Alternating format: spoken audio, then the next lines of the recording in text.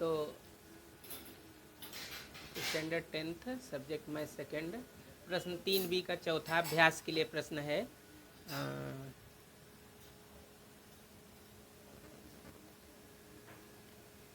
तो आकृति में A dash D dash C और B dash E dash C, A dash D dash C, B dash E dash C, D समांतर AB और AD 5, DC 3, BX x और EC 64.64 minus x है। तो B का मान मतलब x का मान पूछा है। तो ये समानुपात का मूलभूत प्रमेय है, देख रहे हैं। इस तरह से आकृति है। किसी त्रिभुज में किसी एक भुजा के समांतर खींची गई रेखा उसकी अन्य दो भुजाओं को भिन्न बिंदुओं पर प्रतिच्छेदित करती है, तो उन दोनों भुजाओं पे जो अनुपात बनता है वो समान होता है, यानी ये बटे ये बराबर ये बटे, यही समानुपात का मूलभूत प्रमेय है और वही प्रमेय लगाएंगे। तो देखिए, त्रिभुज हल, ये त्रिभुज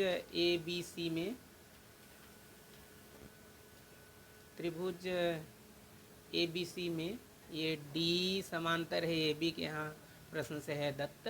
तो समानुपात का मूलभूत प्रमेय लगा देंगे। ये AC भुजा दो भागों में बटी है, एक CD है दूसरा AD, और BC दो भागों में बटी है C और B में। तो CD बटे AD बराबर C बटे B, यहाँ लिखा गया समानुपात के मूलभूत प्रमेय से। आकृति से देख के मान रखेंगे। CD 3, AD 5, C 64x और BX। अब तिर्यक गुणा कर देंगे, 3 का x में और इसका इसमें। ये द्विपद है इसलिए कोष्टक लिख के तब गुणा करेंगे। एक गुणा कर दिया, 5 का इसमें गुणा फिर x में, और ये 3x ऋण 5 इधर है धन 5x, इधर 320 बचा, 5 3 8x बराबर 320। तिर्यक गुणा से 8 नीचे आया, 320 में 8 से भाग देंगे तो 8 चौक 32, 8 चौक 32, लेकिन एक जीरो है तो यहाँ जीरो बढ़ा देंगे। और B का मान मतलब B क्या है, x है, तो x का मान क्या है 40 है। तो ये अपना उत्तर हुआ। अब प्रश्न 4 का पहला, त्रिभुज ABC में एक रेखा भुजा AB और AC को क्रमशः बिंदुओं P तथा Q पर प्रतिच्छेदित करती है, तो सिद्ध करो कि एरिया ऑफ त्रिभुज APQ बटे एरिया ऑफ त्रिभुज ABC बराबर AP गुणे AQ बटे AB गुणे AC।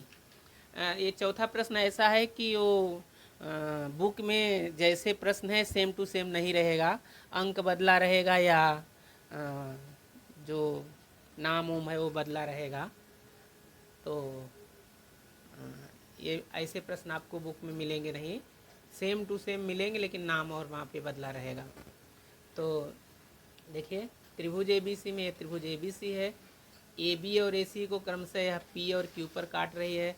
तो सिद्ध करो कि एरिया ऑफ त्रिभुज APQ बटे एरिया ऑफ त्रिभुज ABC बराबर AP गुणे AQ बराबर AB बटे AC।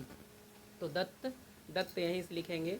त्रिभुज ABC में एक रेखा और रेखा PQ है, भुजा AB और AC को क्रमशः P तथा Q बिंदुओं पर प्रतिच्छेदित करती है। ये साध्य जो है सेम टू सेम यहाँ उतार लिया। रचना कर देंगे, रेख BQ खींचा, यहाँ से रेख BQ खींचा।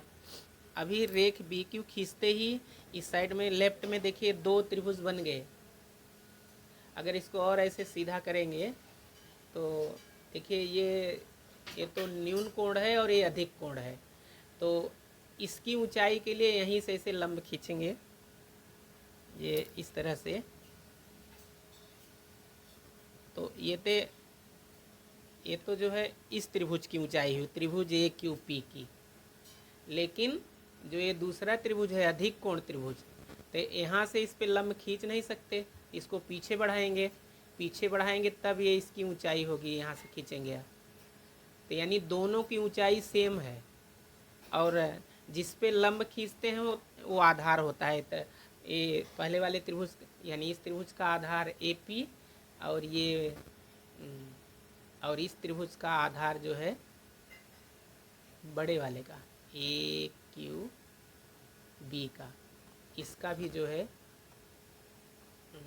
ऊंचाई वही होगी, यानी दोनों की ऊंचाइयां सेम हैं। तो जब ऊंचाई सेम होती है तो आधारों का अनुपात लिखते हैं। तो देखिए ये वाली जो है आकृति हमने इधर अलग से बना दिया। तो ये छोटा वाला त्रिभुज APQ, एरिया ऑफ APQ, और ये पूरा बड़ा वाला त्रिभुज ABQ। तो दोनों की ऊंचाई सेम है तो आधारों का अनुपात लिखेंगे।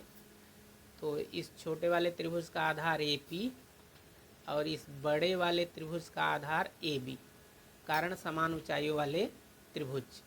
अब ऐसे ही दूसरा त्रिभुज ले लेंगे उस साइड का। जब देखिए ABC और ABQ, यहाँ से बड़ी वाली आकृति से ABC यानी बड़ा वाला त्रिभुज, और ये ABQ ये वाला त्रिभुज। तो इन दोनों जो ये त्रिभुज है ये तो न्यून कोण त्रिभुज है। यहाँ से लंब डालेंगे आधार पे, आधार AQ है, ये इसकी ऊंचाई हुई। और ये जो बड़ा वाला त्रिभुज है ये भी न्यून कोण त्रिभुज है, तो इसकी भी वही ऊंचाई होगी। तो दोनों समान ऊंचाई वाले त्रिभुज हैं। पहले का आधार AQ और दूसरे का AC। ये अलग से यहाँ आकृति बनाई है, त्रिभुज ABQ और त्रिभुज ABC, आधार AQ, आधार AC, दोनों समान ऊंचाई वाले त्रिभुज हैं। तो ये लेफ्ट को लेफ्ट में गुणा कर देंगे और राइट को राइट में, तो ये इस तरह से हो जाएगा, या लेफ्ट का लेफ्ट में किया और राइट का राइट में। तो यहाँ पे ये ABQ से कट गया, तो ऊपर बचा APQ और